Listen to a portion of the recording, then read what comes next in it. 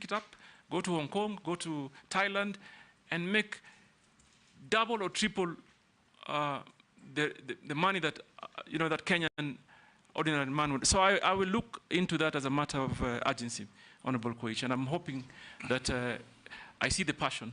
We'll work together. Posing, then Gikaria, then Emase. In that order. Take those three. Thank you, Honorable Speaker. Honorable Joe, I hear you talk about policies and systems. Should you get the favor of the House, my proposal will be concentrate on the actions. If you live in these policies and systems, you will leave that office with systems and policies, having not even approved. So that's my advice. But my question is, the governors who have been ministers, Honorable Joe, have not gotten a good rating from where I sit. They have been accused of being desk ministers, governors, former governors. I don't know whether they got a lot of comfort when they were governors or they became two bosses when they were governors, and therefore they are not actually seen in the field. What will you convince this committee to believe in you? And particularly, I think I like the word you said, that what we lack is confidence. I think it's true, because I come from a mineral county, which is West Pokot. Confidence of investors coming to invest, and also confidence of the people accepting investors. What will you convince this committee, Honorable Joho, that you will be in these mineral counties in building confidence, and for both sides, the investors or you will go to Mombasa, because now blue economy in Mombasa, will you also be in mineral counties to build confidence? Thank you, Speaker. Can I? Three. Ikaria, Thank you. just record and answer them quickly in the order they came. Ikaria, go ahead. Thank you, Chairman. Switch off your mic. Thank you. Thank you, Chairman. I think the exploration is something that the nominee has said he's going to look into, and I'm saying this in relation to the corporation, the National Mining Corporation, which is a corporation of government, which is in exploration and does nothing other than just getting salaries and doing nothing in exploration. As we look at, I was trying to look at the law as to whether we have timelines for exploration. I remember in the Energy Act, we have 2 years for exploration. After that, your license expires. The other bit that also needs, you need to look at is the Mineral Rights Board, the licensing board that gives, there is a lot of bureaucracy in terms of giving licenses on time. It's like they don't have a service charter for, if you apply today, by what time should you be able to get your license. But the most important thing is, let me talk about the artisanal miners. Honorable nominee, artisanal miner is a big area of employment. And of course, we know there is a cooperative that has come in place. But again, the licensing of these cooperatives and artisanal miners has become an issue with the Mineral Rights Board. So what are you going to do to help our young men and people who work in doing artisanal mining across the country, who do the illegal mining per se in quotes, but who have been applying through cooperatives, and then it takes forever for them to be able, and getting very, very bad prices or bad for the product that they get from the mines. Thank you, Honorable Chairman. Mary Massey. Thank you, Speaker. Nominee, my first one's a comment.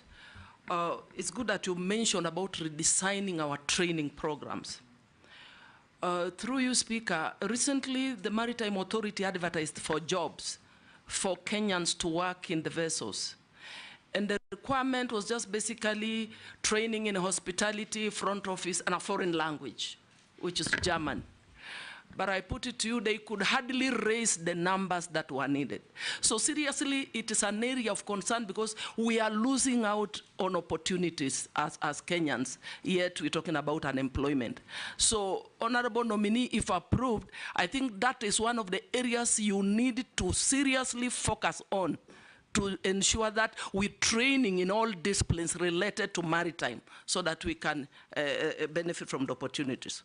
So my question is, and this is from a Kenyan, in 2010, the then Internal Security Minister, the late Honorable George Saitoti, tabled a list in Parliament containing 4 members of Parliament, including yourself as a suspected drug trafficker.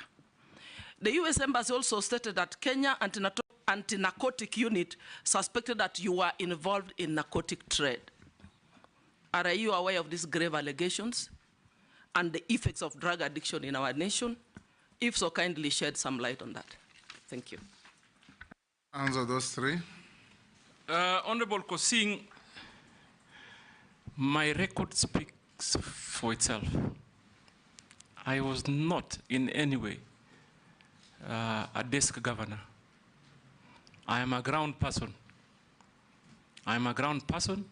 That is why I left Mombasa County with the best cardiac center in the country and possibly in the continent. I left Mombasa County with state-of-the-art cancer treatment center. I left the county with a lot of social development programs that are on record. So I'm just picking a few. Mr. Speaker, today if I have a cardiac issue, I want to tell you, and I will encourage all of you and those that have visited Mombasa, if you have a cardiac issue, Coast General is your place. Because they have the state-of-the-art cath lab with well-trained doctors that constantly do open heart surgeries, fix cardiac issues quickly, and that was my leadership. So I provide leadership, and I will. And in the mining and blue economy and maritime, if you approve me, I will hit the ground running, Mr. Speaker. On matters of licensing, I don't know whether this committee understands the process that is applied on licensing, but I'll quickly share from what I found out. And I'm saying that this I found out from the private sector. Number 1, you go to the potential area and engage either the landlord or the communities or the county. Then you get a consent. Then online, there is what they call the cadastre that covers the whole country in potential areas in matters mining. Then once you have the consent, you peg on the cadastre. And then at that point, you do a physical license application. And I've already heard of many instances that people have falsified documents to peg on the cadastre. That is number 1 hindrance on efficiency on issuing license. Because then, therefore, a true potential, and this basically mostly is done by speculators. So the true potential investor does not get an opportunity to even apply. So we first of all must fix how we handle the pegging. We must have technological means of ensuring that whatever is used to peg a site meets the standards. I have had, for example, someone would just upload a newspaper, and that acts as a consent, because the technology currently doesn't have the ability to authenticate some of those documents that are uploaded. So what do I say? I say we need to digitize end-to-end. We must digitize it end-to-end. And Mr. Speaker, let me put it this way. Even in our own country, I know for sure, for certain, there are young people with enormous capacity and potential to help us develop. I must also say that I was taken by surprise when during Mandaman, there were some young Kenyans who quickly developed and designed a communication program And people are communicating like an app overnight. It tells you our young people have the capacity. And for me, Mr. Speaker, if I'm approved, my urgent and priority first step is to involve the young people. They can help us grow. They can help us fix many things locally. Like, for example, I believe something like a cadastre, where it holds a lot of information that is very strategic for the country, must be fully hosted here. Cannot be hosted, for example, by a competing country. So for us, what do? We invest in technology end to end. Right now, I'm informed that they have done it, but there's quite a human interaction phase that we must try and do away. It will create efficiency. It will also deal with corruption issues. So I hear you, Mheshimiwa, and I can tell you that that will be my priority. And also, I want to talk on the artisanal miners and licensing. They go through similar challenges, Mr. Speaker. They go exactly how a private sector investor suffers is the same way, unfortunately, the artisanal miner also suffers. So that, for me, is something that I must look into. For me, Kenyans must be allowed to exploit their wealth so that they can better their lives in a manner that is organized, safe, and most importantly, beneficial to them. So that I will do. Mheshimiwa Imase, you talked about training. I couldn't agree more that we must design our programs or the architecture of training in a manner that fits the needs of the players. We must do that. I mean, there's no two ways. What do I think I will do? Obviously, I will begin by evaluating the Bandari Academy.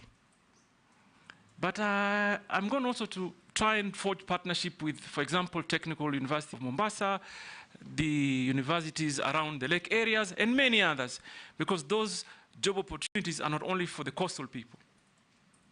They are not only, they're for every Kenyan. And therefore, we must create a partnership in designing an architectural plan that conforms to what the industry needs. And I will work closely with private sector. Mr. Speaker, finally,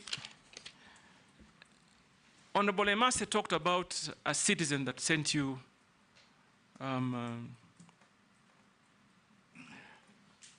SMS. A question on SMS. On the drug baron issue. You know, the irony for me is that when you want to pick records selectively, that is what challenges me. The quagmire for me is I don't understand if you come and table a report. Obviously, there must be some subsequent actions. And I want to also, this is one matter that I really hope we can put to permanent closure, Mr. Speaker. When I was campaigning in 2013, in Mombasa, there were billboards put up. Don't vote the baron, vote change. Mr. Speaker, let me begin with that report.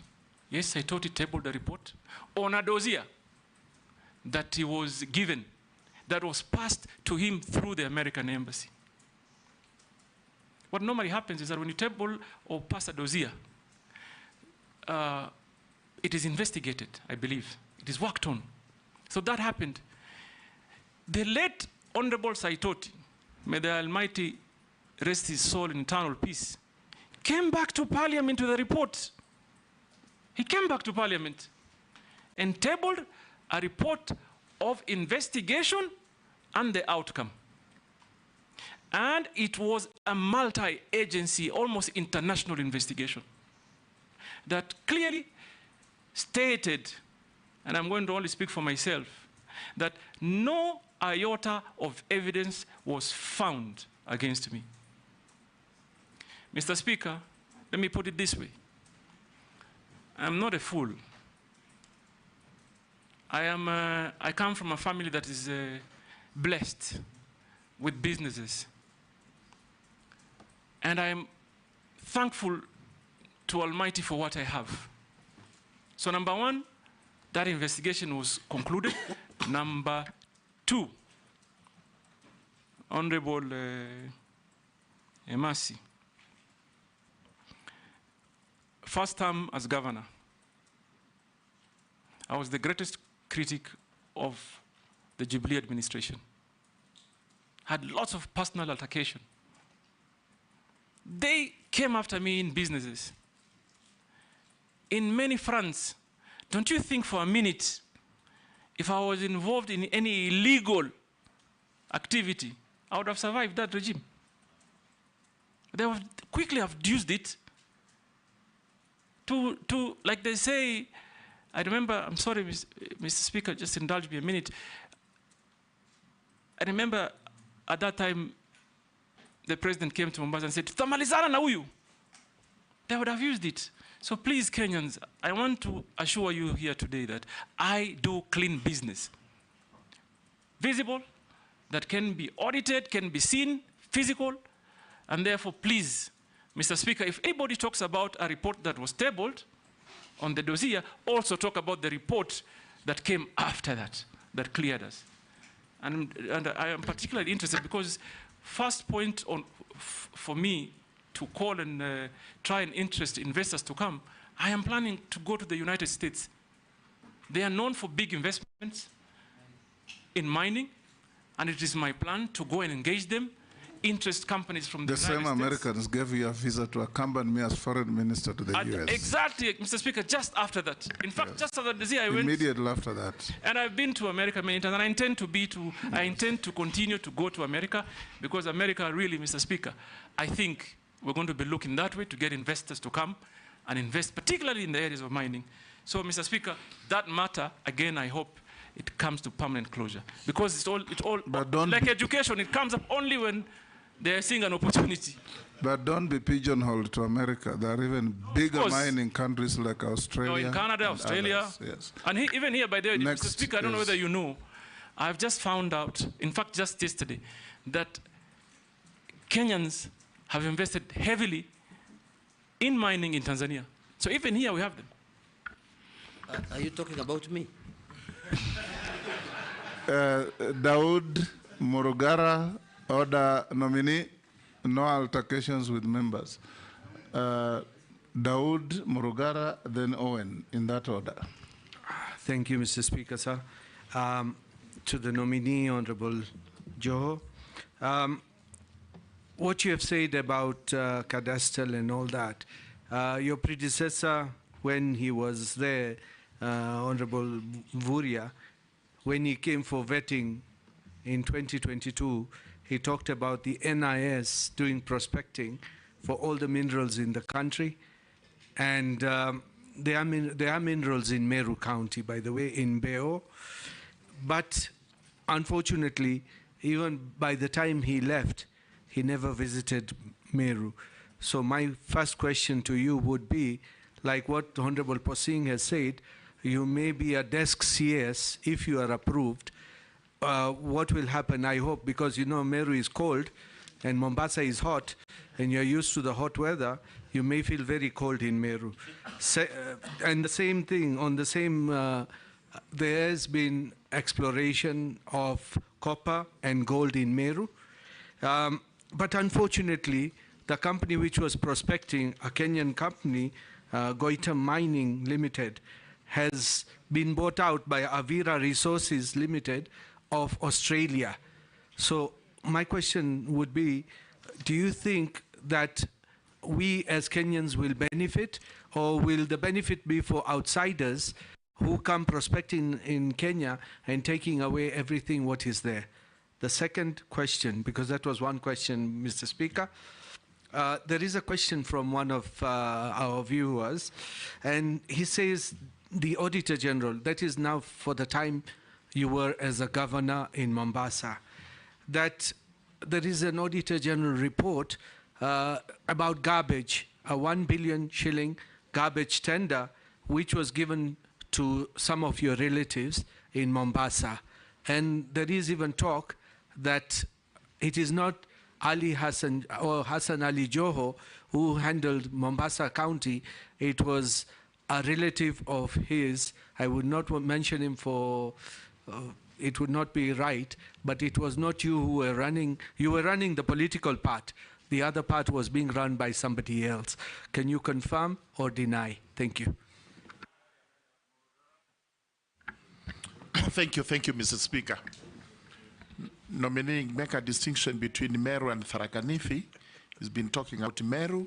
If I'm to say anything, it will be on Tharaka Nithi. The two are separate and distinct.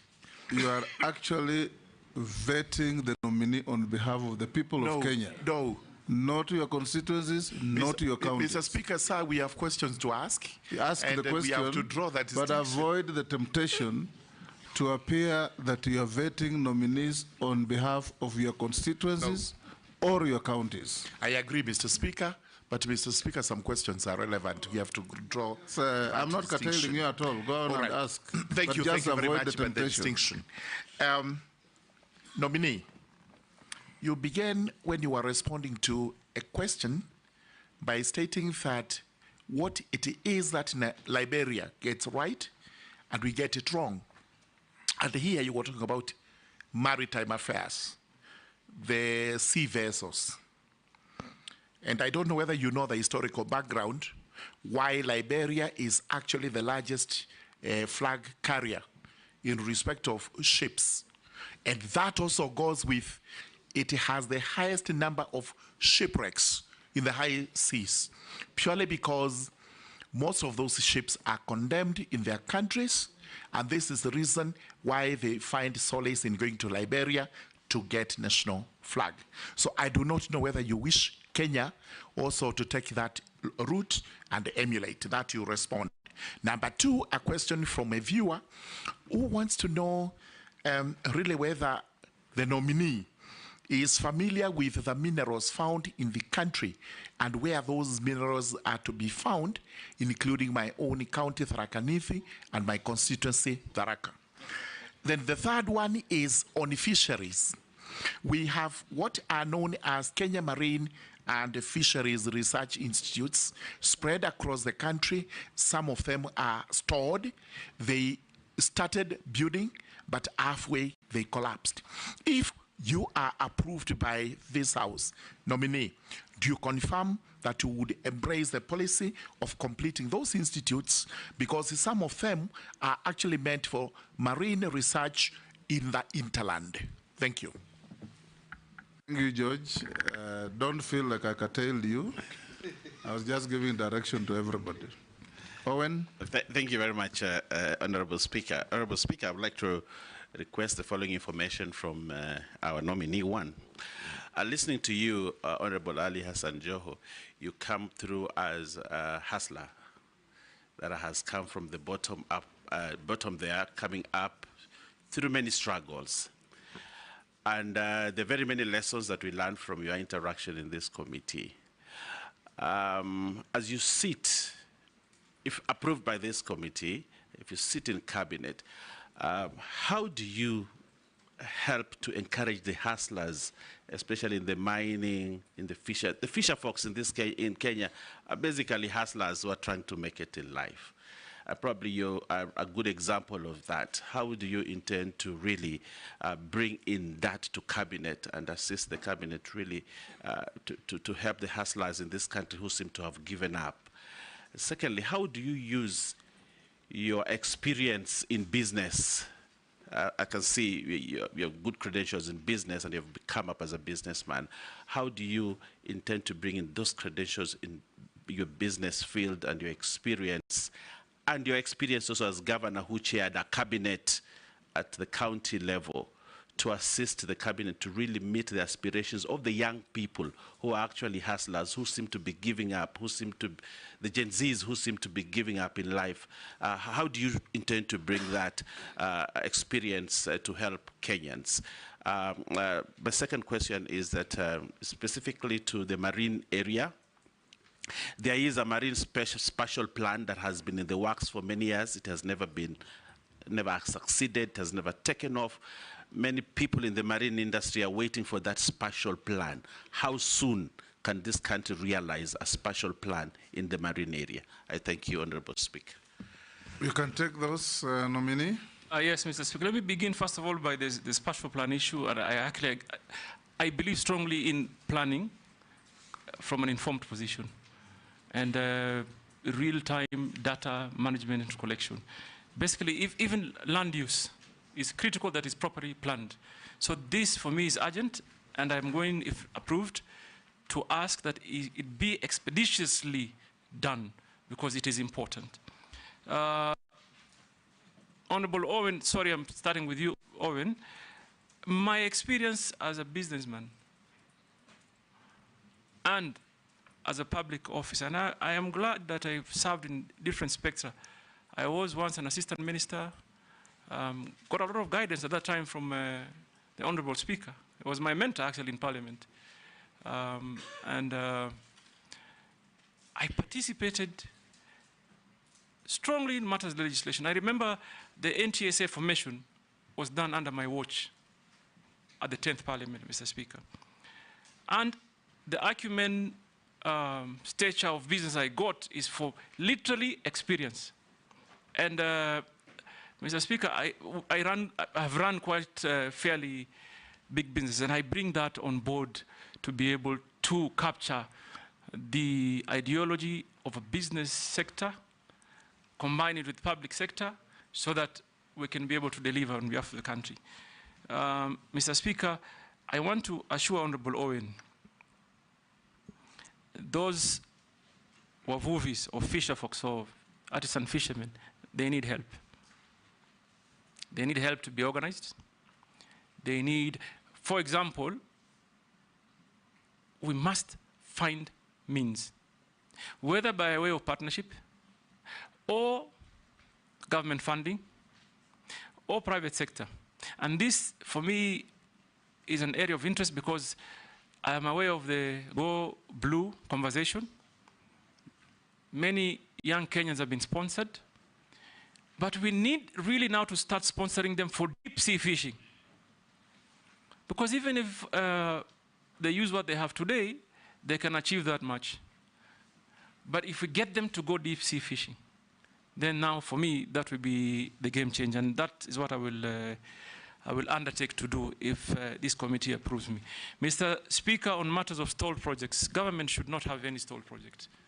You must plan well. Mheshimiwa Murugara. Government should not have stalled projects. We must develop plans that do work. So that when you start something, you must finish. And like Owen asked, I gained that experience from private sector practice. Value for money and timely delivery is critical. So expect that we'll have a conversation. First of all, I'm not in a position today to say I know all the stalled projects, but we will have a conversation and develop a clear plan to be able to complete the stalled projects. We don't want a situation where we embark on new projects and we leave the old ones stalled. My brother, Dawood, you talked about NIS prospecting reports. I'm not in a position right now to comment about it. But I have an issue on communication that must improve. And I would urge even my colleagues in other ministries that ministries must help the president to communicate to Kenyans. If we had a clear communication plan, you probably wouldn't need this opportunity to ask, what do we have in the country? So I will go to the ministry if approved, learn what they have, and I promise I will communicate to the Kenyan public of what they have. Mr. Dawood, Mr. Speaker, Honorable Dawood asked on exploration of gold and copper in Meru, and the fact that the miners or the mining company exchange hands. I think the fact that companies do exchange hands doesn't mean the law on royalties change. It should remain. And they should continue to pay royalties, both to the communities, county government, and national government. So I doubt if the government will lose. The only thing that I am concerned about, and I think we collectively should, is the testing of minerals. Whether we have that capacity in the country. Because I'm told, I took some time and called some minister friend I have in another country that's very successful in mining.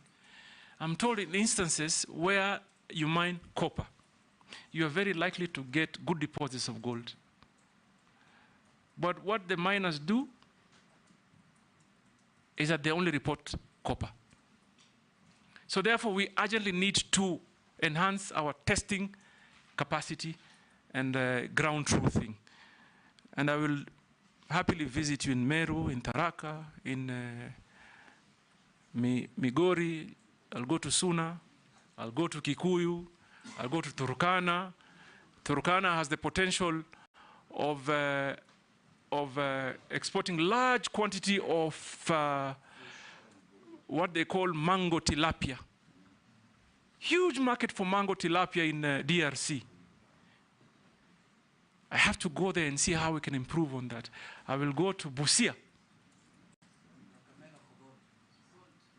for gold and value addition. I'll go to Kakamega and the larger Western. Everywhere where there's potential for minerals. I will go to ensure, first of all, we involve the communities, we work with the counties, we secure the communities, we engage on matters of environmental impact. So I will be visiting every part of this country, Mr. Dawood, including Tharaka and Meru. And Pokot. And Kosin is a fairly blessed man. I hope he'll host everywhere. And everywhere. Yes. But I want Kosin to undertake that he'll host me when I go there. So prepare some sumptuous cuisine. On the 1 billion tender, I saw it. Mr. Speaker, let me confirm. This is a matter that was audited, dealt with, investigated by the anti-corruption and the DC and everybody, and it was concluded. First and foremost, it has never been 1 billion. The contract, yes, it was a tender advertised. Someone won the bid, not from my family. My family is in the logistics business. They're extremely busy. In fact, sometimes I even struggle to encourage them to help me with social programs and our foundation. They are too busy. They have no time to do government business. And by the way, Mr. Speaker, just to put to the record, my family does not do business with any government entity. We are in logistic business in Tanzania, in Uganda, in South Sudan, in Dubai, and here in Kenya. So please be assured, my family is not in any way involved in that tender. And the actual amount that was being investigated, Mr. Speaker, was just about 200 million, paid to the company that won the bid over a period of 3 years. The way it is portrayed is like I went to the county coffers with a check of 1 billion and gave to my cousin. That is not the case. It was a tender, advertised, someone applied. It's only that I cannot mention the name of the guy who won the tender. But even him, he did bid in that tender for just helping us to achieve certain environmental standards. He was already a big billionaire. So he's such a setup, just where, and he outbid everybody. So in the period of 3 years, Mr. Dawood paid 290 million. And it was investigated and concluded. We also received some memorandum on that. You've answered all the three. Now let's go to Robert Mbui. Mr. Speaker, I haven't answered the issue on Liberia. Okay. And it is very important. Okay. And I want to inform Honorable Murugara that, yes, there may be historical issues. But you know what? You call them abandoned or condemned vessels. I want to enlighten you. I'm actually going to encourage those condemned vessels to come to Kenya for one purpose: distraction. It's a big business opportunity. Honorable Murugara, I don't know whether you are aware. the maritime standards set on the time period a vessel should be sailing is very strict. Where do I see the opportunity? I have seen India is big, Singapore is big on vessel destruction. So I would also encourage private sector here. Let those condemned vessels come, we demolish them, and help our steel industry. It'll be a game changer for our steel industry. One, first of all, the owner of the vessels pays to bring the vessel, and they pay for destruction, and we remain with the steel. So it is what we do with it. For me, so Mr. Murugara, I see there a great opportunity that we must Robert, then Stephen, then Didoras, in that order. Yeah, thank you, Mr. Speaker. I have just a quick comment and then one question. To the nominee, you know, Africa is rich in mineral resources and other raw materials, yet we remain poor in the world of community of nations. And from my research, and Kenya is also very rich in minerals. And like you've said, you know, it contributes very, very small percentage of our GDP. But despite that, nominee, there are also a lot of billionaires, not very many, but a number of billionaires in Kenya out of this issue of minerals. So maybe you need to help Kenya to be able to achieve its objectives in this industry. But then I have a question, and it's not mine, it's a submission, and that will help us test your integrity. And I've heard you say you want to clear the air on matters out there in public domain. And I've heard you say you want to clear the air on matters out there in public domain. This is a submission that was given to this committee in an affidavit, but that did not, whatever, to Section 6/9 of the Public Appointments Parliamentary Approval Act. But we have agreed that it's important that we field these questions for you to clear the air. Now, this is a gentleman who says that as governor of Mombasa County, your administration awarded a tender to construct a county stadium at a cost of taxpayers' money to the tune of 1.8 billion. Now, a report by the Auditor General for the financial year that ended June 2023, showed that the county stadium was yet to be completed, this is many years later, despite the construction beginning in 2018. Now, consequently, the Office of the Auditor General could not ascertain the value for money of the expenditure incurred on the proposed development of the sports complex, and this could therefore risk cost escalation and project termination.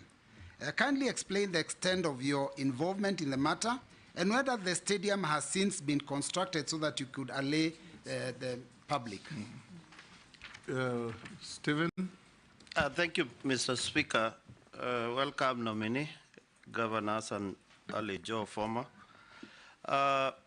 Blue economy is 1.5 trillion US dollars globally, whereby it creates more than 30 million jobs.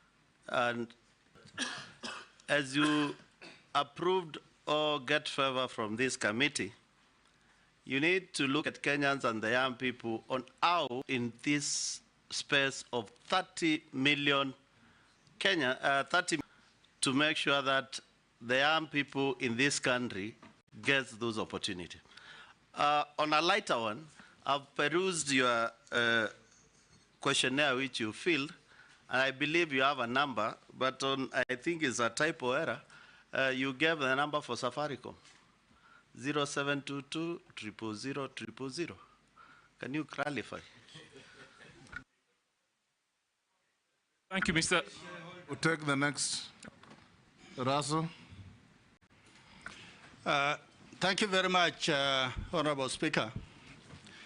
Honorable Hassan, as soon as I am here, as soon as your name hit the media, people in Mombasa were on the streets, young and old, all of them.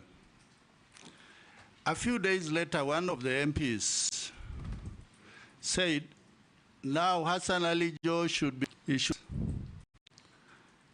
My first question is there want to be a cabinet minister and also interfere with local politics in Mombasa?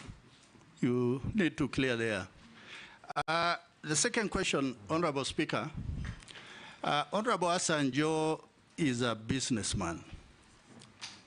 And you deal with many things, logistics, jewelry, all of that. We are giving you mining. Mining today is done by the locals in Navakolo, Ikolomani, Homa Bay, in Moyale and Marsabit, where they do gold and they eke out living through that. Tell us, we as Kenyans, you are looking for private investors. Do we see the potential that you get private investors so that the locals, the communities, will be locked out? Thank you, Honorable Speaker. Thank you, Mr. Speaker. First of all, let me just clarify that my family is not in jewelry business. We are in logistics, obviously diversified a little bit in real estate and trading. Let me ascertain that we are in this industry that is called service industry. We don't work with government. We've never worked, my family has never worked with government. We don't do business with government. We have a straightforward business, and I assure you that we will not do business with government. We have enough already, as it were, to deal with. On the question of the comments by the Honorable MP, no, in Mombasa, on the same one, on the comments. I want to tell you, I now serve the nation. And in fact, I will make efforts to even unite those that are in Mombasa. I must help the president unite the country. And therefore, I must rise above local, divisive conversations. Every Kenyan must be served equally across board. So if there's anything I'm going to do, is to actually endeavor to unite Kenyans and even leaders even more. So be rest assured, politicians have their space, they can say what they say, but if I'm approved, I serve the nation, and I want to assure this House I will do anything to see a Kenyan that is united. Mr. Speaker, on my telephone number, let's begin there. I wonder the kind of calls that I'm going to get today. But you missed out on a digit, so I'll tell you later. Because I can be salimiwad. But yes, it has those many zeros. I may have gotten some shares maybe from on a light note, Mr. Speaker. So I want to also say that I agree with the Honorable Stephen on the space in the blue economy. And Mr. Speaker, if there's one thing that this country needs to focus on, is mining and blue economy. I believe if we take the right strategy, we deploy the right strategy, we can even remove ourselves from the hole of debt using our own resources. We can. We can. And we should.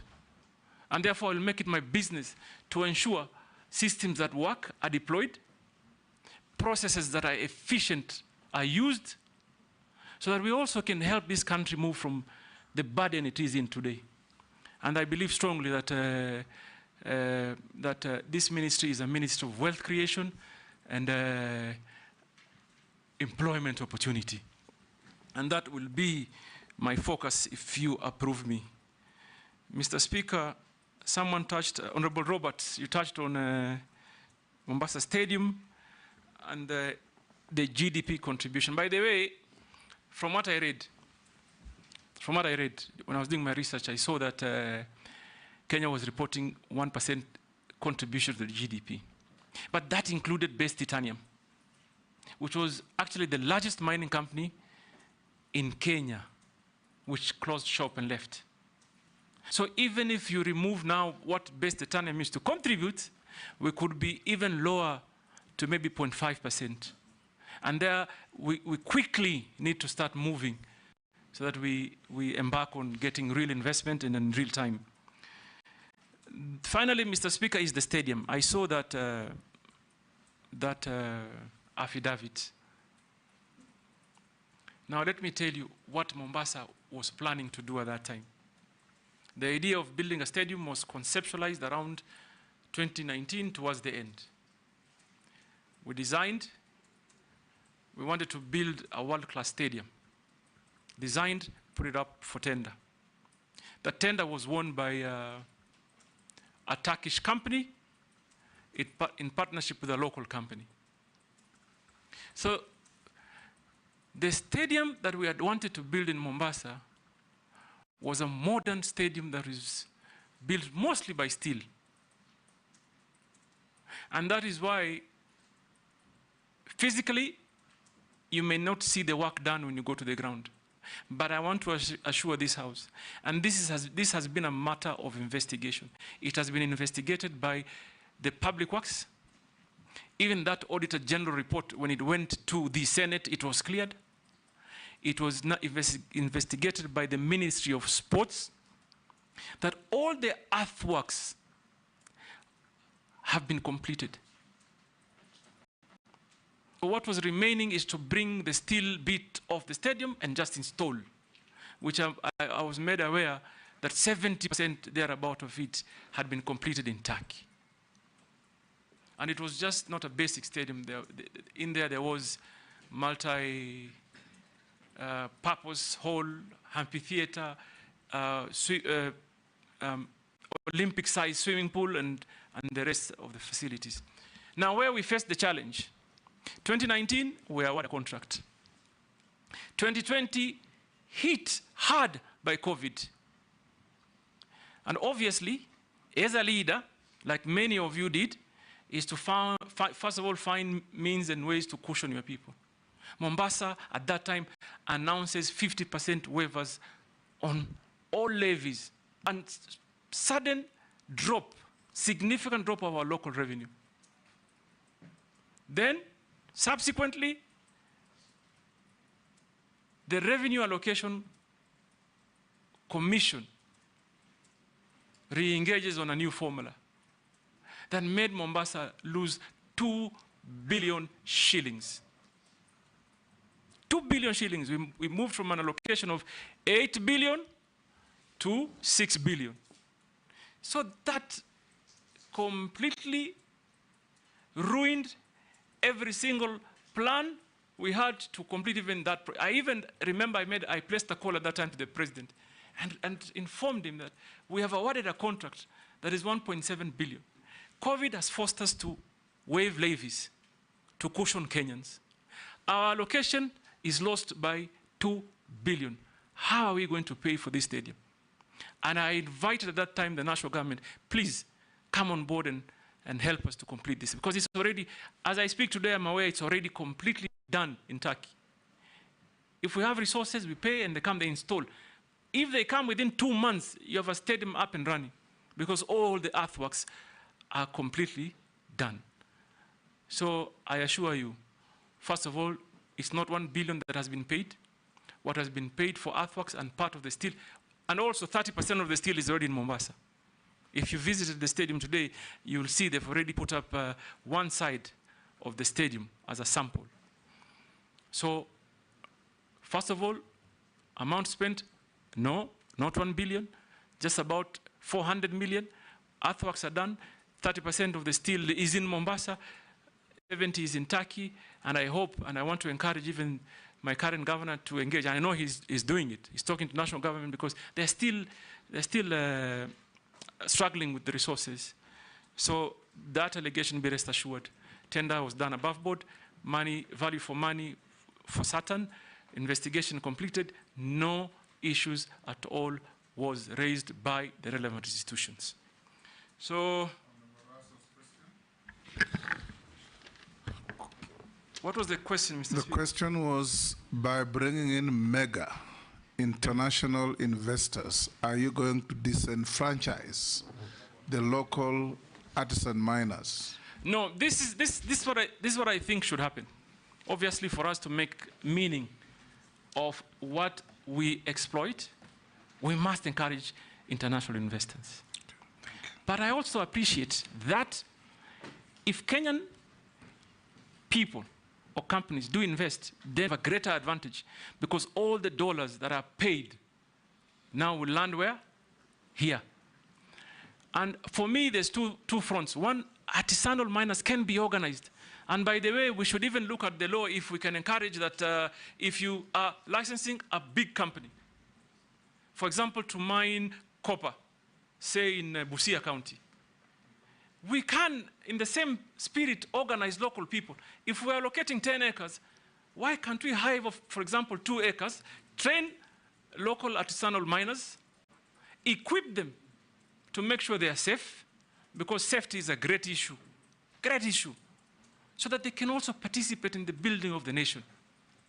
And that really is a matter we are going to engage in collectively so that we cushion people, so that exploitation does not negatively impact the people of Kenya.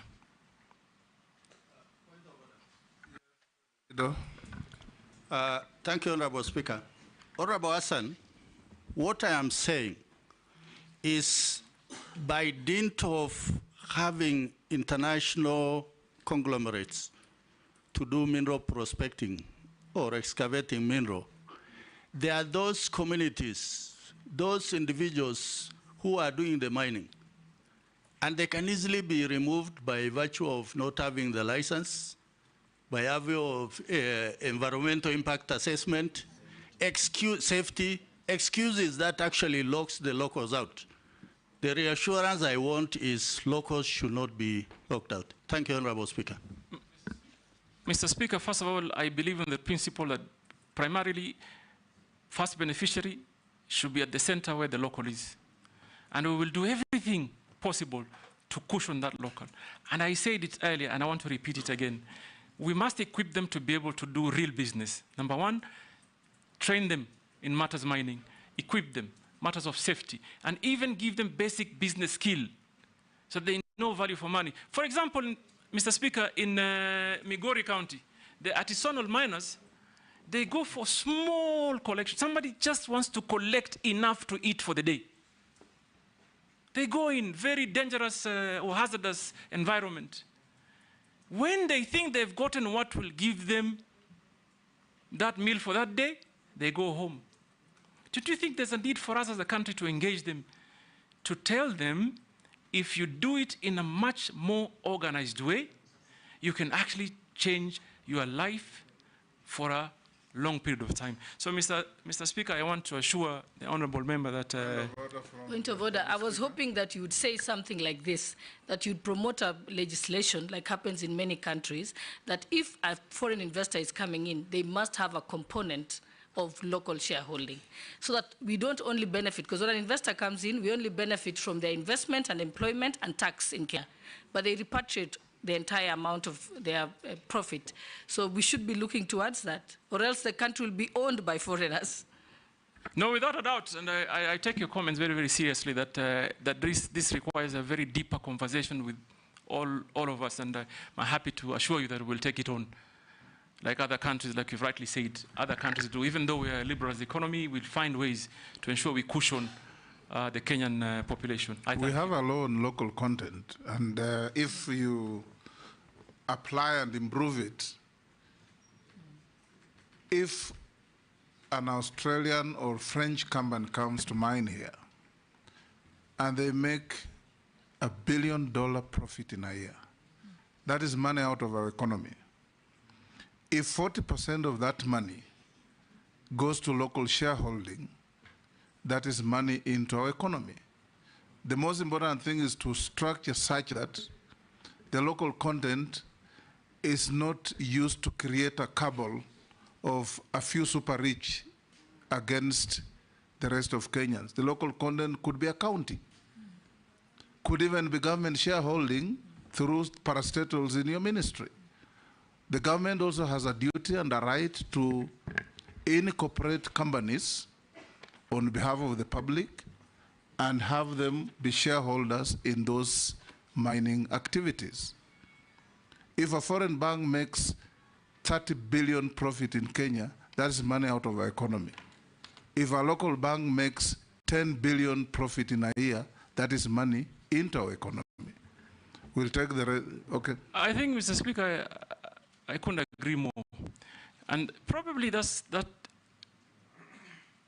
maybe the reason why the National Mining Corporation was formed, one of the reasons. And because National Mining Corporation is not fully functional today. And Madam Boss, this, first of all, maybe the first area of potential, get them to partner with other investors so that they can achieve that local content. And I will strongly propagate that it happens. Thank you. In fact, before I call Sharia, at independence nominee, the government had ICDC that was a shareholder for the government and the people of Kenya virtually in each and every international investment that came in, be it Coca-Cola, whichever you name it, and they were holding this on behalf of the people of Kenya and generating wealth for the people of Kenya. Now we'll take the last four in a row, Honorable Sharia, Honorable Mishi, Honorable Mukami, and Honorable Caleb Amisi in that order.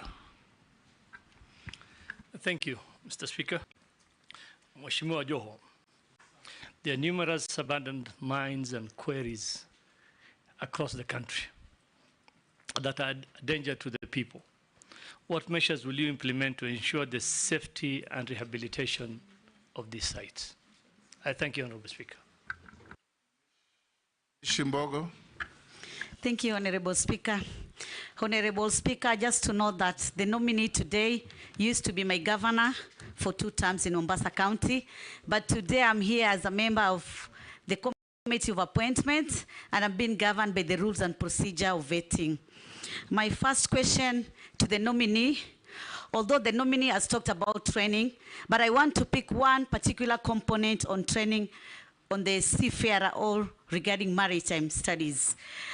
This is what is abbreviated as STCW, meaning Standard of Training and Certification of Watchkeeping. Most of our seafarers, they're educated, they have the qualification, but they don't have the certificate for STCW. And that is why most of them, when they want to acquire jobs to the vessels, it becomes an impediment. I know the ministry has reduced the payment for such training, and now is at around 15,000 Kenya shillings. But still, most of our formative groups, and those who are vulnerable, those from the minority, the marginalized, the youth and the women, they still can't afford to pay that money for that training. And yet it's about ensuring that we create employment, because unemployment is a threat now to this country. I'm asking the nominee, what will be your immediate and short-term intervention to ensure that at least we cushion these affirmative or rather vulnerable groups, that they can acquire the certificate of STCW so that they can be employed in the vessels, the fish vessels, tourist vessels, so that they can earn some employment and assist their families. My second question, Honorable Chair, I'm going to do it in a Mheshimiwa nominee wetu wa leo. Mara nyingi au mara kadhaa katika taifa letu la Kenya ama kumekuwa na miradi ambayo inahusu kuchimbwa zaidi kwa bahari. Ile Kiingereza tunaita dredging. Kwa mfano kama mradi wa Lapset, kulifanyika mambo ya dredging, hivyo basi kuathiri wavuvi wetu katika sehemu ile. Katika sehemu ya Dongokundu Special Economic Zone, Gokundu Port, pia kuna mambo ya dredging ambayo yamefanyika ama uchimbwaji zaidi wa bahari. Katika harakati hizi tunapata wavuvi wetu wanaathirika, haswa kwanza ikiwa uvuvi ndio kitega uchumi chao cha kuhakimu katika maisha yao. Na ile fidia ambayo wanapewa huwa ni fidia duni, na wengi pia hiyo fidia pia hawaipati. Na hata sasa kuna kesi ambazo zinaendelea za wavuvi kulilia serikali juu ya fidia kama hizi. Je, iwapo utabahatika kuweza kukubalika kufanya kazi katika wizara hii, utaweza kuweka mikakati gani ama utaweka mbinu gani muafaka kuhakikisha kama taifa tutaangalia wavuvi hawa wetu ambao wengi wao wanatoka katika familia ambazo ni maskini ama katika maeneo ambayo ni maskini. Mwisho kabisa ni sheria za kuwasaidia hawa wavuvi katika wakati wanavua. Ni katika swala hilo mheshimiwa. Unajua mimi natoka sehemu ambazo kuna bahari. So nakuomba msamaha mheshimiwa, nimalize hili la mwisho. Endelea. Wakati mwingi wavuvi wetu wanapovua wanashikwa. Kwa mfano kama wale wa sehemu ya Kwale, sehemu za Lungalunga na Shimoni, wanaambiwa ya kwamba mumepita bahari zaidi, mumefika Tanzania. Wale wa Migingo wanaambiwa sasa nyinyi mumepita Uganda. Yani kunakuwa na zile sintofahamu, na sijui kama kuna mikakati ya kuwa kuna masomo ambayo wanaweza kufunzwa kuelewa hii mipaka, ama kwa Kiingereza territorial boundaries ziko vipi, ndio ya kwamba wasiwe kila mara. Manake mimi kama mjumbe mara kwa mara napigiwa simu, mheshimiwa tumeshikwa, tulikuwa tunavua, tulikuwa sehemu za gasi, sasa tumeambiwa tumeingia Tanzania, tumeshikwa tuko huku Tanzania. Swala hili naomba mheshimiwa nominee aweze kutueleza njia ambayo ataweza kusaidia wavuvi wetu katika swala hili zima. Asante sana mheshimiwa mwenyekiti. Mheshimiwa Mishi, kwa Kiswahili sanifu, huyu ni waziri mteule, sio waziri nominee. Mukami? Mheshimiwa Spika, nominee ndio hiyo, mteule ni nominee. Yaani umekuwa wewe ulisema utauliza swali kwa Kiswahili. Umeteuliwa. Sasa Kiswahili sanifu ni waziri mteule. Ali Spika na mfunza Mishi Kiswahili leo. Leo nafunza Kiswahili. Yes, Mukami. Thank you, Honorable Speaker.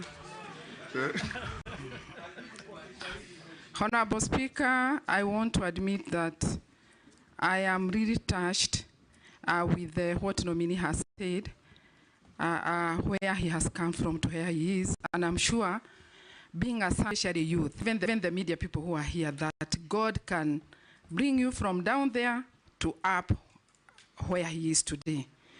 My question is regarding hustlers. Small-scale mining in Kenya employs more than 140 people and supports over 800,000 households. Our workforce times larger than its equivalent in large-scale mining, which employs just 9,000 people. However, several constraints limit its economic potential due to informality, poor health and safety standards, a shortage of access to geo-data and financial challenges. As Cabinet Secretary, if you are going to be approved, what measures will you implement to elevate the hustlers of artisanal small-scale mining? Thank you, Honorable Speaker. Caleb Amisi.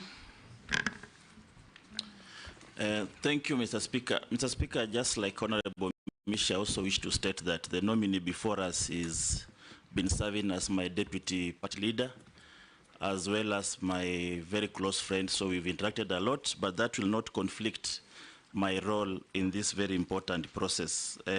Honorable Speaker, I have two questions to the nominee. One, marine, you are aware that there exist marine resource utilization contracts between Kenya and other fishing powerhouses around the region or even beyond on the use of marine resources. But there have been questions on, number one, the provision of sustainability of these fishing practices, their benefits to Kenya, their long-term management, how public can access those contracts, even the approvals, and potentially, if there exists, the rescinding to the contracts. What do you say about it, if you know about the contracts and how you will make Kenya benefit? And then secondly, Mr. Speaker, allow me to ask this, because in my second term now as a member of parliament, I've served in the Committee of Defense and Foreign Relations, where I had an opportunity to vet I think cumulatively close to 60 ambassadors, high commissioners, consular generals, and state representatives to the international organizations. And the principal secretaries, more than 10. Now, in this committee, I've also had an opportunity to now vet close to almost 30 cabinet secretaries. Cumulatively, this is almost 100 senior Kenyans are vetted. They have all promised, very competent, very enthusiastic about their country, charismatic in their own nature, very knowledgeable, highly educated, very varied, have even worse histories, and some have good histories. They have promised all. But for the last 7 years, there's nothing. Nothing. The heaven they promised, I've not even dreamt it.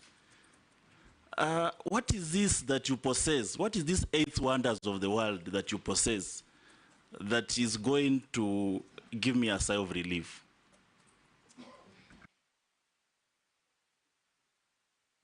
Nominee, answer those. The question from Honorable Shuri actually had been asked by Chungwa and somebody else, but answer that. So, Mr. Neglected mine piece. Yeah, Mr. Speaker, I had said earlier, this is something we're going to look into, and for the future, to prevent that from happening, we will have to find a way to create some sort of... You said you'll bond the miners. Yeah, bond the miners. But that doesn't mean we'll ignore the existing problem. We'll have to just find a solution. We will consult among ourselves and even other government entities. So, Mr. Speaker, Mishi talked about accreditation issue. I, if approved, will embark urgently and immediately to see that we have a seamless process for our young are facilitated. It's a matter that needs urgent action. And I know between Maritime Authority and Bandari Academy, we should be able to sort that out. So I give you my undertaking that that we will sort it out. There's really no, there cannot be a justification. If someone meets the threshold, they should be certified. And that's something we'll do quickly. Mr. Mheshimiwa Speaker, Mishi ameuliza swali na Kiswahili. Kwanza nataka kujua, sijui kwa nini alikuwa apologetic about it. Kiswahili ni lugha ya taifa. Sasa kulijibu ndio kizungumkuti. Unaweza kujibu kwa Kiswahili? Tutapambana. Mimi ni Mswahili. So, Mheshimiwa... But you know, parliamentary standing orders require that since you studied in English, you must go in English all through. But Mr. Speaker, although then that will be double standard. I allowed Mishi. I'll give you also the same latitude to answer in Kiswahili. I know Honorable Mishi was playing to the gallery. No, I'm sure on Chair, it's a valid question. Valid, and the gallery is equally valid. That's why I'm representing them. Honorable Mheshimiwa Mishi anaongea na watu wake wa Likoni na wengineo ambao wanaelewa Kiswahili. So, Mheshimiwa Speaker, kwanza uchimbaji wa bahari ni lazima ufanywe kwa njia ya kueleweka na kufahamika. Lazima iwe na utafiti na mipango ya kutosha, kwamba ukichimba kwa ujenzi wa bandari lazima upime mambo ya mazingira kwa kufahamika. Huwezi kuwa utachukua tu kwa sababu unataka kuongeza uwezo wa bandari ama mabehewa makubwa kuingia, uchimbe na uumize mazingira. Hii ni mambo ambayo haiwezekani. So mimi kama mazingira huharibiwa, haiumizwi. But endelea. Waswahili waelewe hiyo, Mheshimiwa. So hata mimi nimepigwa na butwa vile Kiswahili chake kiko kitamu. So Mheshimiwa Speaker, mazingira lazima yalindwe. Na sababu muhimu ya kulinda mazingira ni kwa sababu mazingira yanasaidia katika eneo la uchumi la wananchi. Na mimi nataka niseme hata nikimaliza nilikuwa nimeandika pointi 10 ambazo nataka kuzisema, nitakwambia, ambayo naona vile tunafaa twende. Lakini haiwezekani kwamba ubora huu ushinde ubora mwingine zaidi. Lazima kuwe na balance, uwiano na usawa. Yani tunasema, Mheshimiwa Spika, katika yale yanayofanyika lazima kuwe na uwiano na usawa, hasusan katika mapato yanatoka. Wavuvi walikoni, wakati Dongo Kundu ilikuwa inachimbwa, hata ile terminal mpya ya bandari sahihi, wavuvi wengi walipoteza mapato ya kiuchumi, kwa sababu mchanga ule uliotolewa pale ulitupwa mahali ambao wavuvi wanavua. Na Mheshimiwa Spika, sijui kama unajua njia ya uzazi wa samaki. Wasamaki wanazaa kwenye mapango kule baharini. Sasa mara tu utakuta mchanga kiwango kikubwa kimekuja ikafinika maeneo ya uzazi wa samaki. So inapunguza sana. Mheshimiwa Mishi, mimi nataka nikuhakikishie, lazima tuweke mikakati kabambe ya kueleweka na tutathmini hali halisi kabla tukubali mambo ambayo yataumiza wa Kenya kiuchumi. Na tena sio Mombasa peke yake. Lamu, ziwa la Victoria, ziwa la Turkana, Nakuru, Naivasha na kwengineo. Kwa sababu Mheshimiwa Spika, mambo haya yanachangia pakubwa katika uchumi wa nchi yetu, kiutalii, kiuchukuzi, kimaisha kwa jumla. La mwisho, Mr. Speaker, Alamishi alisema mambo ya mipaka, na akasema mambo ya Tanzania na Kenya na Kenya na Uganda Migingo. Mheshimiwa, mimi naonelea hivi, nchi hii, serikali hii, kwa in the spirit of East Africanism, yani kwa ushirikiano in that spirit, ile ya umoja wa East African, lazima tuzungumze mambo ya mipaka kikamilifu. Kwa sababu mimi nilikuwa mbunge katika bunge la 10, Migingo imekuwa ikizungumza. Mpaka leo tutazungumza Migingo. Mheshimiwa Spika, nakumbuka ulivyokuwa waziri wa mambo ya nje ama kigeni, mambo ya nje. Mheshimiwa Daud anichanganya kidogo, sema kigeni.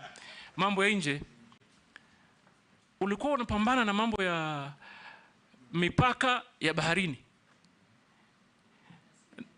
Na nakumbuka tulisongeza zaidi ya nautical mile 300 na almost.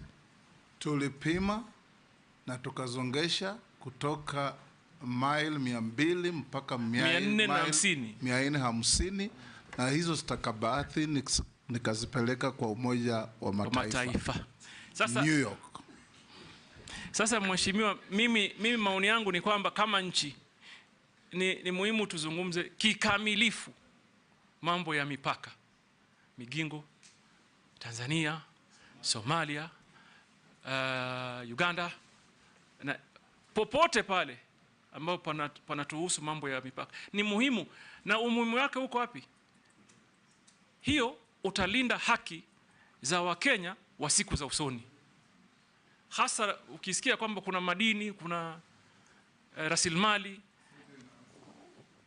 conflict inaanza. So Mheshimiwa Speaker, tutaka tufanye namna hiyo. Mheshimiwa Mukami, you cannot, if you are government or in government, you cannot ignore a sector that employs 140,000 Kenyans. You cannot. That requires us to quickly develop a strategy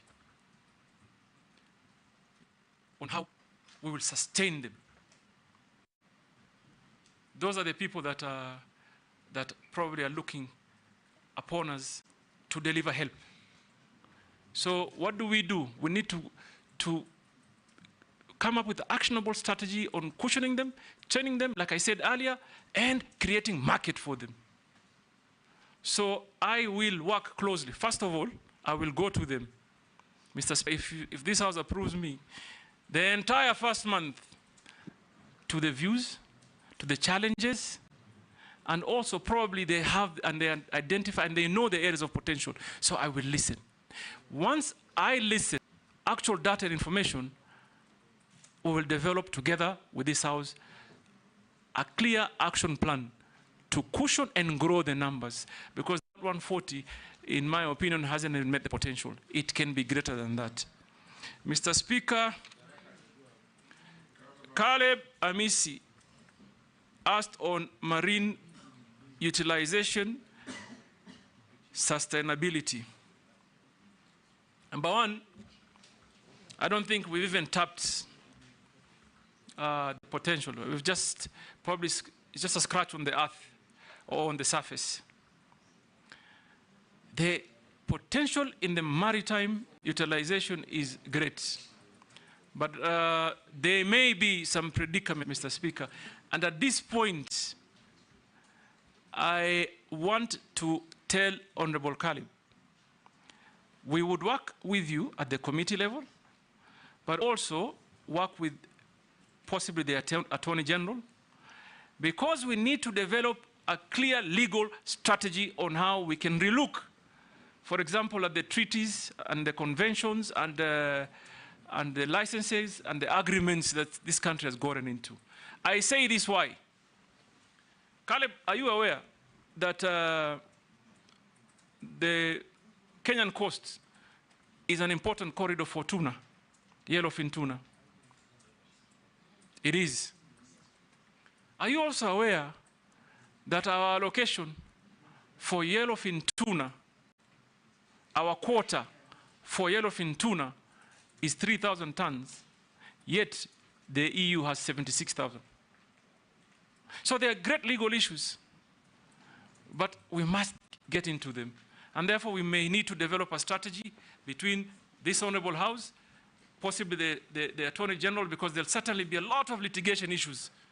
And therefore, if we do the strategy well, we should be able to address those issues and ensure that, that what is for Kenya remain, what is for Kenyans remain for them. Finally, you asked me if I am going to be, my friend, Caleb, I'm that one that you're looking for. Let me assure you, I'm an action man. Me, I don't like sitting on the desk 24 hours. I must be on the ground. I must understand what people are saying. I must engage. And I think it's important that I seek clarification from you, if approved, because you're going to be the person on the seat. There is mining happening at the border of Kenya and Uganda at a place called Amoni in Alupe. The mining is right at the border. And yesterday, the CS confirmed that Samata they took up, they visited, and they confirmed, and that they have stopped. They're engaging with the neighboring country. What are you going to do about it? And I'm very happy I've heard you saying you will give priority to issues, you will start working, you will not be in the office, and one can not be in the office, and one Kenyan has asked the same question and also has asked about Migingo, but you've already addressed the Migingo. Just tell me about the money. Thank you. Mr. Speaker. Chairman, a rejoinder on the same, just that, a rejoinder. Mr. Nominee, there's a whole issue in this country about speculation. You know, people assuming this county has this county has that, this region has that. I would like to know whether you would ensure there is a transparent Kenya mineral audit that will allow Kenyans to know what minerals are where and who has mining rights. Because this, especially where I come from the north, the cattle rustling has changed. It's not about cows. It's about land. And there are Kenyans who feel that West Pokot has a certain mineral, Samburu North, Baragoi has a certain mineral, and that is why there is perpetual conflict in those regions, and there are people arming Kenyans in those regions so that there is no peace, so that later in future people will move from that land, and then people are going to come and get the minerals out. It's just like oil. In countries where there's oil, there's conflict, perpetual conflict. And so that's, you know, not having a clarity on where we have minerals in this country breeds that speculation and brings conflict. Asante. Jeanette, I saw you gesturing like you wanted to have... I wanted to ask him something, Mr. Speaker. Mr. Speaker, I want to ask the nominee, you see why we are here today, Mr. Speaker, vetting the second batch of ministers in the halfway, midway of a term of an election. Mr. Speaker, is because of things that Kenyans have complained about. And some of the things Kenyans have complained about is about opulency, arrogancy, and show off. The nominee is somebody known to me very well, Mr. Speaker. I must share with the committee that. And he's somebody whose God has blessed him as a family and as a person. He's a man who loves fine things of the world. Now you are becoming a CS. What are you going to do? God's blessings are not limited to people who love fine things of the world. Yes, but for him, that's how he has enjoyed it. Yes. That's what he has enjoyed. So now you are going to become a public servant at very high level. How are you going to define that line of your private life and your public life? Because Kenyans don't want any opulence at the level of the job that you are being interviewed for here. Thank you, Mr. May I? Kenyans are not against opulence, they are against show-offs. Show-offs, yes. Yes, show-offs. Yes. Yes, George? Thank you, Mr. Speaker. Mining research is not quite prominent in the country, but I'm now informed that some universities have actually started offering courses in mining, and they're doing lots and lots of research. My own university, Tharaka, is doing it. Confirm that if this committee, if the House approves you and confirms you, you will actually collaborate with the various universities in the country so that we have better research and better studies, including absorbing those who are studying mining, so that we have local experts. We don't have these foreigners coming from all over pretending to be the experts and cutting away our minerals. Running out of time, but Kosing? Mr. Speaker, just one thing, Mr. Speaker, I forgot. Also about fishermen who are being arrested in Lake Victoria, going to Uganda, by Ugandan government. What are you going to do about it? They are suffering. Last time, he has answered. He answered that. Posing? I can bring mine later. Pardon? He will not come back? No, not. Pardon? It's not for him. Okay, it's not for him? Yes. Okay, fine. Honorable Speaker. Nominee, can I beseech members we stop here? We have 4 others waiting. If it's burning, Rahab, I'll give you. If you're asking about your question, it was answered when you are out. It's not about my question. I was just asking about the gender imbalancing in the fishing industry. What he'll do so that women can be involved. He said that thousands of women handling fish when it lands on the beaches. I thought? Yes. Pardon? But take the question and answer the honorable member about gender parity in the industry. Okay. So, Mr. Speaker, the first issue was by Honorable Imesa on some mining that around the border area that is contested. What I want to tell you is that I've also heard about the same issue, for example, in Moyale County. And I am going to work with members of parliament, governors, very closely to ensure what rightfully belongs to Kenya stays in Kenya. And that opportunity is secured for and on behalf of the people of Kenya. So we'll work very well together. That assurance government is about continuity, and what Mvurya committed, I will take on and move forward with you. Answer the remaining questions in 2 minutes. Mr. Speaker. From Naisula and Junet.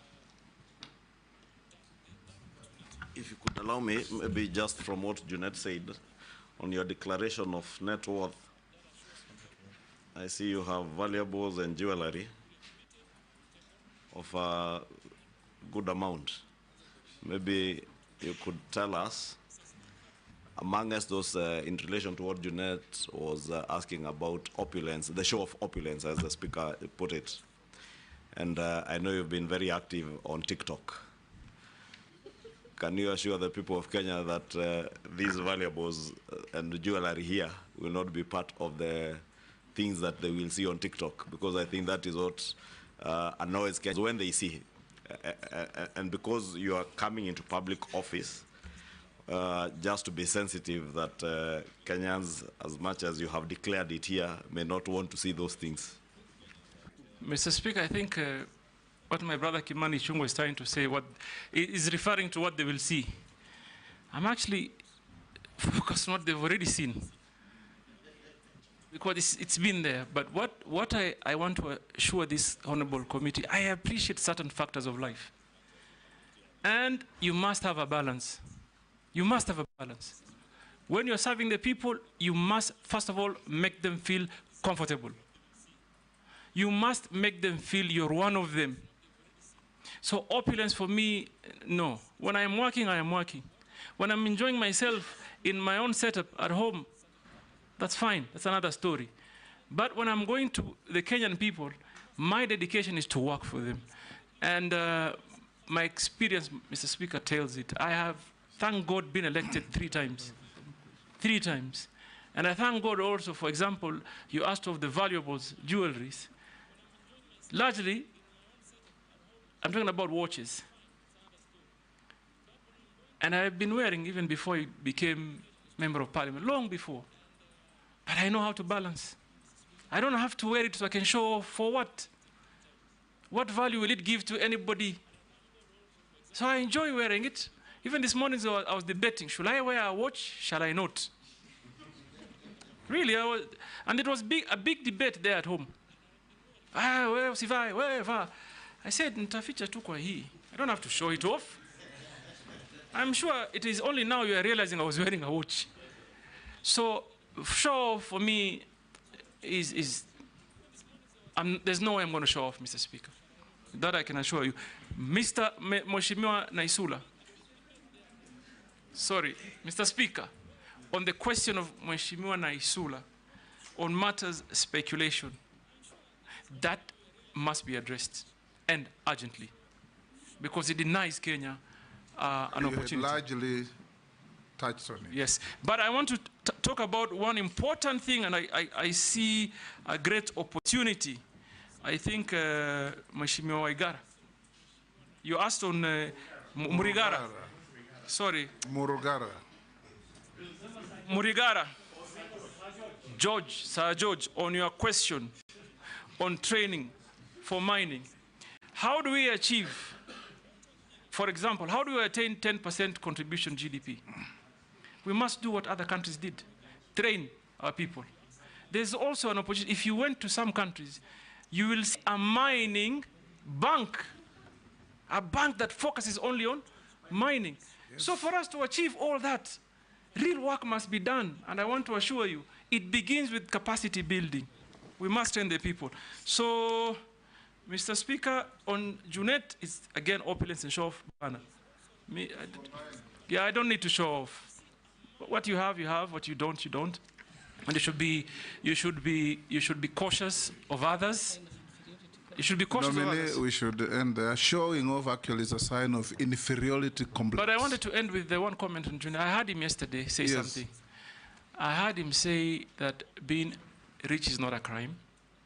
And also I heard him say, I don't know whether Kimani Ichung'wah shared his audited account. I heard him say Kimani Ichung'wah is worth 5 billion shillings. So, brother... Kimani contested that he had understated that's what I heard yesterday. Yes. I mean, I saw it on TV somewhere. So I end here, Mr. Speaker. So I had a formal, like a point plan, Mr. Speaker. But Speaker, you must tell the nominee, just like him, I don't show off. In fact, nobody can tell that you are worth anything.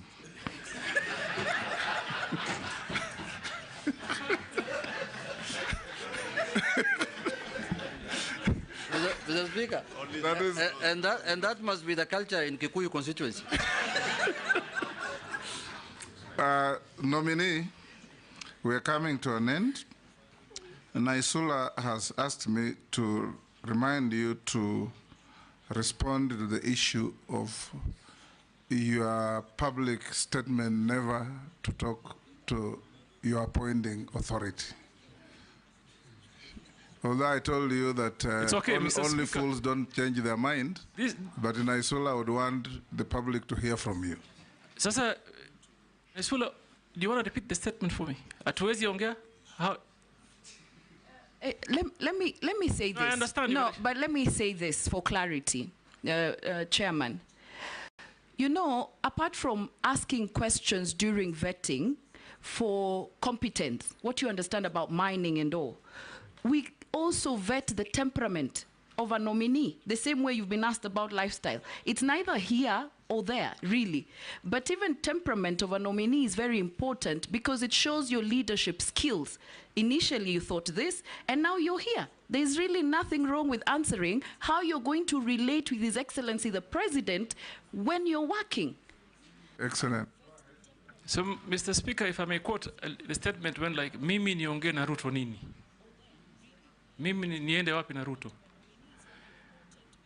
Mr. Speaker, hakuna mtu ameeleza vizuri kukuliko. Mpumbavu peke yake ndo abadilishe mawazo. Mtu mpumbavu. Pili, hii ni clarion call to serve the country. I have been a great critic of this government, like others I did before. Now I've been given an opportunity. An opportunity has been availed to me to come and create that difference that I've been talking about all this time. And that is exactly what I'm going to do. Bring new energy, new ideology, new thinking, because after all of us are serving one nation, one people. Well put. That will do. Other members, now nominee, we are coming to an end. Most of the people, members of the public sending in questions, all oscillate around what will you do to create safety in the mines? What will you do to protect the population from disused mines? What will you do to protect our fishermen from harassment by neighbors? What will you do to make it safe for our fishermen to handle their produce or their products when they come back? And what will you do to make mining part of the central core of Kenya's economy? These are all things we have talked about, but the public would want to hear that we brought to you what they wanted. There is one man from Kwale who says, uliza waziri mteule, ngoja kidogo, ataweka mikakati gani kuhakikisha kituo cha mafunzo cha uchumi Zamawati kilichoko wadi ya Ngomeni, kaunti ya Kwale, kinakamilika kwa muda unaofaa. I think the next, I'll still ask you or say one or two things. We want you to assure Kenyans, nominee, that if you find favor and you are appointed the minister, within what period will you be able to make Kenyans feel the benefits and the contribution of mining to our economy? We are a major agricultural country. So is a country like the US. But in the US, agriculture contributes only 1% to their GDP. In Kenya, it is the complete opposite. And they do that because they are in manufacturing, in mining, value addition, and all those good economic activities.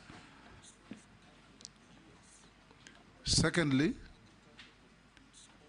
ensure that Kenyans participate in this exciting new economic venture. Assure Kenyans that you are not going to be, if approved, to be working for international conglomerates to come to Kenya, appear to be generating economic activities but taking away all our wealth. We want to see mining being part of the central feature of our economy. Thirdly and lastly, for the seafarers and those who are now going to work on international ships, you may consider, because most of those seafarers will work in ships of major shipping and maritime countries: Korea, China, Spain, and others. You may consider, and Germany you talked earlier, to introduce basic language courses at our college in Mombasa in these languages, so that when they graduate, they have a basic knowledge of German, of Korean, or Chinese, or Mandarin, or whatever.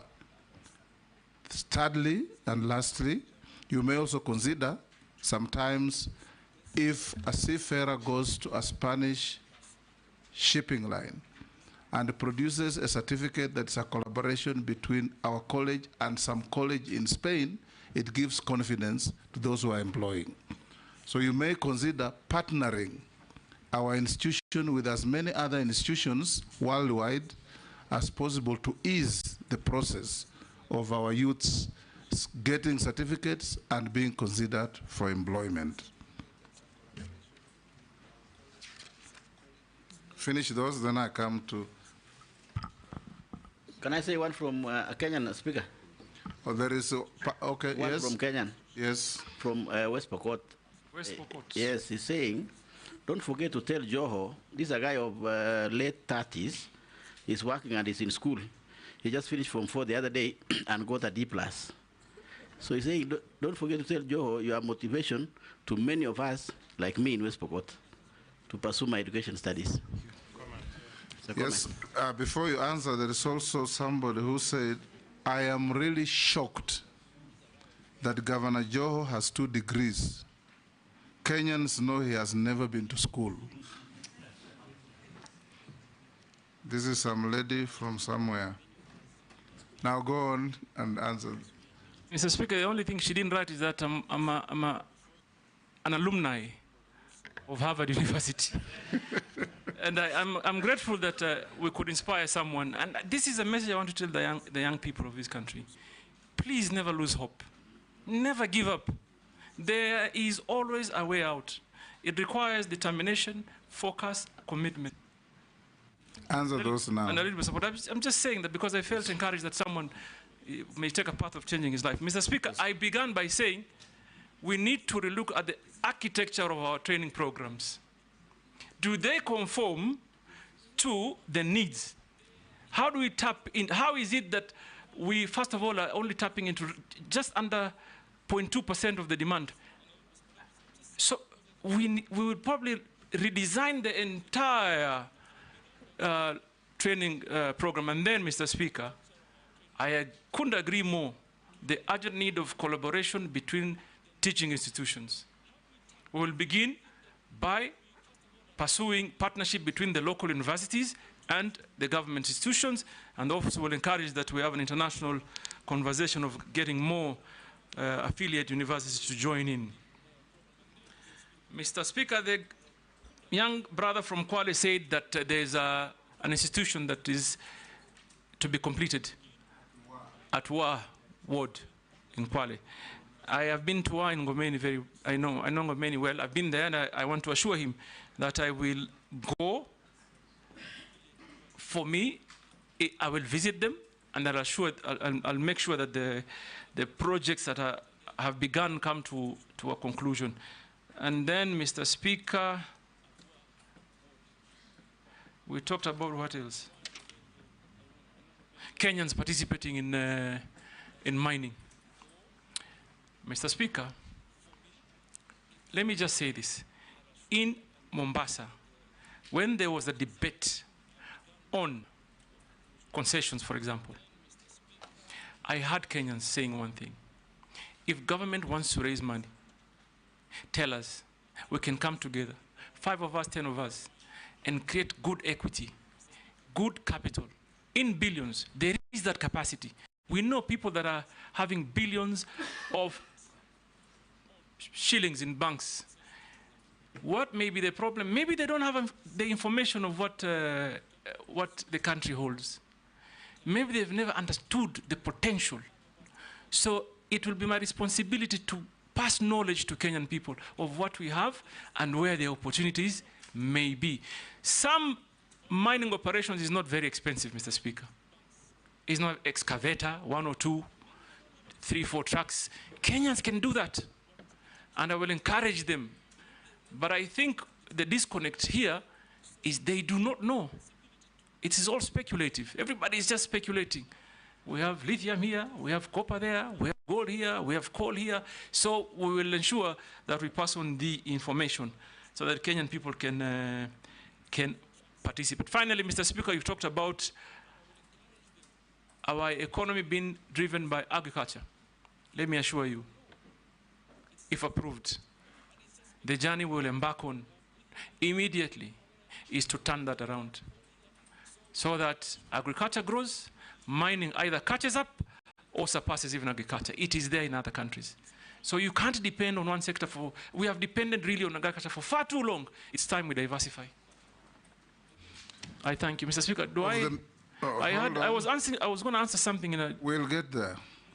Of the many nominee memoranda we received, you answered all of them adequately except these 2. A nominee, a Kenyan by the name Vincent Kipkurui-Sang. I mentioned the name because it is part of the documentation.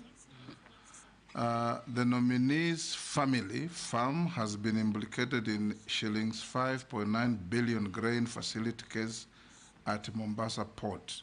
That one you didn't respond to. So if you have a response so that we complete the record. And the next one is there is an organization called Haki Yetu in Mombasa. I believe you probably know it. They say they went to court, obtained a court order for you to avail some documents to them, served you with the order, and you refused to give them the documents. And this was in relation to affordable housing. Okay. Those 2. Mr. Speaker, you answered everything correctly and satisfactorily. You can respond to those 2 to complete our record. Mr. Speaker, I know the organization really well, Haki Yetu. I haven't checked, but I suspect that letter is signed by someone called Maimuna. Is it? Huh? Correct. Correct, right? Mr. Speaker, there's a tendency that... Munira Ali Omar. Munira Omar, I know, and of course my great friend Father Dolan is doing quite some good work. But number one, I've never seen or received any orders that compels me to give information. 2, I believe public information should not necessarily be accessed through court processes. Someone should be able to walk into government office and get information. Number 1, Article 35 of the Constitution. So I have not received any orders, but my current governor would, I'm sure, I'll place a call to him. He'll be happy to share the information. Grain bulk? Grain bulk, Mheshimiwa, sorry, Honorable Speaker. I said earlier. It's not grain bulk, it's grain facility. I'm sorry. I understand. Yes. Mr. Speaker, my family, like I said earlier, is in the business of logistics. So what my family wants to do as a business or plans to do is to build on our land, on our own family land, a grain handling facility. for far too long, there's just been one. So there's been a monopoly of grain handling in Kenya. So we've been pursuing this venture of building another, as a family, nothing to do with government. Mheshimiwa, so that, Honorable Speaker, so that I come out clear, there is not a penny government is putting. There is nothing government is doing in that project. It's private equity project, sitting on private land. The only thing that that setup would do is get a license on way leaf so that they can get access to remove the grain from the vessel onto the facility. So we did not lose, as a family, 5.9 billion contract. We are actually going to inject 5.9 billion investment into the economy. Before I give you to say what you want to say as you exit, have you ever been adversely mentioned in any integrity-related report? Not that I know of. Do you hold any leadership position in any political party? In your self-declaration, you say you are the deputy party leader of Orange Democratic Party. That I resigned. I remain only a member of the party. I don't hold any leadership position. What is your net worth? My net worth is, let me just be sure. Where is that document?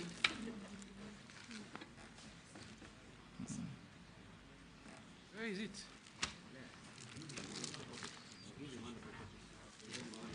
Is on pay. Your assistant should be assisting you on this. No, just use this one. I found it. Okay. Mr. Speaker, my net worth is 2,361,332,249. Made out? Largely by developed and undeveloped properties, which include my homes in Mombasa, Vipingo, Nairobi, and Malindi. Shareholding in some property holdings. Shareholding in family businesses. Valuables, Honorable Kimani Chungwa referred to them as jewelry, but it's just basically watches, and cash at bank. Okay. We have checked your documents against what we have, and we have found them in order. And also you did respond to more than we received 74 memoranda on you. You responded to all of them except the 2 that you have now responded to. Now you can have 1 minute. Speaker, yes. Before he concludes on the net worth, it would be good, and this is in his interest, because he has severally referred to family businesses. This net worth is Ali Hassan Joho, not the family. This is just my shares. Family is definitely much more. I wish it was my own wealth. For a moment, Mr. Speaker, I wish it was my wealth, but that is now my share. Yes, so go ahead and say what you wanted to say so that we go to the next nominee. Mr. Speaker, while I was preparing myself, I came with an idea of developing a 10-point plan that I think would be useful to enhance how we can quickly grow this industry, because it is a powerful industry in our economy that is untapped, and employment. So I came, number 1, complete digitization of the ministry processes. Number 2, stakeholders' involvement and public participation. Number 3, blue economy regulatory framework. Number 4, an urgent review of the Mining Act to conform into the demands of the moment and secure Kenyans. Number 5, enhanced community development agreements. Number 6, international maritime organizations representation, capacity building for deep sea fishing. Number 8, improved licensing processes. Number 9, sustainability standards and certification. And finally, encouraging public-private participation. I thank you. Those are your KPIs, key performance indicators. And I thought I should share them. we have come to an end in you, and you are now released unless you are lawfully held here.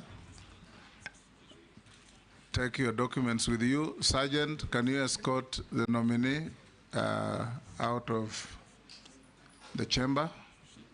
Have a good day.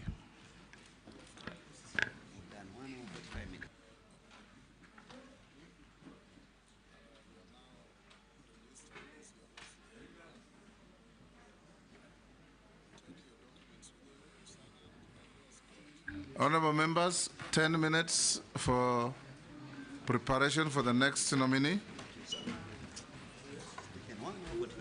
Yes, yes, absolutely.